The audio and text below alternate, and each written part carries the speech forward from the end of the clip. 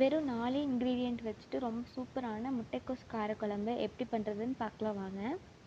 ஒரு குக்கரில் 1/4 கிலோ அளவுக்கு முட்டைக்கோஸை சாப் பண்ணி ஆட் பண்ணிக்கிட்டு, அது கூடயே 2 கத்திரிக்காய், ஒரு லெமன் சைஸ் புளி, ஒரு 10 பல்லு பூண்டு வந்து ஆட் பண்ணிக்கோங்க. ஆட் பண்ணிவிட்டு தேவையான அளவு தண்ணி சேர்த்துட்டு ஒரு 2 விசில் வச்சு எடுத்துக்கலாம். இந்த அளவுக்கு வெந்ததுக்கப்புறமா இதை வந்து மிக்ஸி ஜாரில் ஆட் பண்ணிவிட்டு நல்லா ஃபைன் பேஸ்ட்டாக வந்து அரைச்சி எடுத்து வச்சுக்கோங்க. புளி சேர்த்துருக்கறனால இந்த கலரில் தான் நம்மளுக்கு வந்து கிடைக்கும்.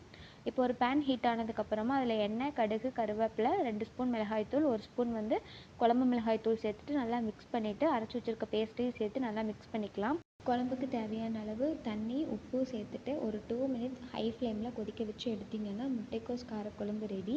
இது நீங்கள் முட்டைக்கோஸில் தான் செஞ்சுருக்கீங்கன்னு நீங்கள் சொன்னால் மட்டும்தான் தெரியும், இல்லைனா கண்டிப்பாக யாருனாலையும் கண்டுபிடிக்க முடியாது.